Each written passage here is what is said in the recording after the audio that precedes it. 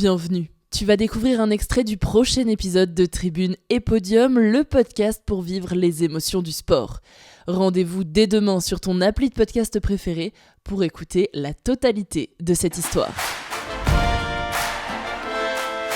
L'année d'avant, j'avais gagné en fait le général de la Coupe du Monde, ce qui était complètement une surprise pour moi aussi. Donc cette année-là, c'était l'année où il fallait confirmer. Et je trouve que ces années-là, c'est toujours les plus difficiles parce que t'es plus dans la phase surprise. J'arrive, tu prends tout un peu au jour le jour. L'image que tu renvoies change complètement. Les attentes que tu portes sur toi-même, ça change aussi parce que tu sais de quoi tu es capable et tu sais que en dessous, maintenant, ça va plus être satisfaisant pour toi. Donc tu as envie de prouver. J'avais aussi vraiment envie de prouver que j'étais pas une one shot, on va dire. Et arrivé sur la première Coupe du Monde de la saison, sur le sprint, je tombe en demi-finale et en fait, je me casse une côte. Mais sans forcément, je me fais une côte. Sans forcément m'en rendre vraiment compte avec l'adrénaline sur le coup.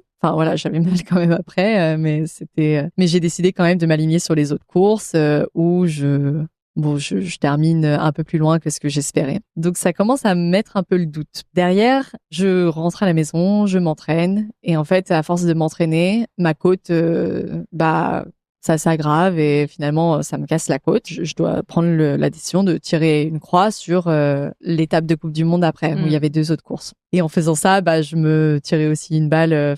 Je pouvais plus forcément jouer le général de la Coupe du Monde. Heureusement, le calendrier était assez dispersé à ce moment-là. Donc, j'avais le temps de juste rater une étape de Coupe du Monde et revenir après. Mais du coup, derrière, quand je reviens, je savais que le général, je jouais plus forcément quelque chose. Donc, je revenais juste pour le plaisir. Et je prenais chaque course comme elle venait pour jouer. Je pense aussi que c'est quand on t'enlève quelque chose que derrière... tu te rends encore plus compte à quel point tu aimes faire les choses. Donc, il m'a suffi d'avoir une étape d'enlever pour derrière vraiment prendre énormément de plaisir sur toutes les autres, de retrouver l'équipe et tout ça. Ça s'est montré dans les résultats parce que tout de suite, j'ai commencé à refaire des super résultats, à refaire des podiums, à regagner des courses. Et arrivé à la fin de la saison, on est en Norvège pour la finale de la Coupe du Monde et je suis revenue course après course dans le général. Et en Norvège, je gagne l'avant-avant-dernière course et l'avant-dernière course. Et du coup, je reviens au niveau de la première mondiale actuelle à ce moment-là, en termes de points. Et du coup, tu peux jouer le Gros Globe.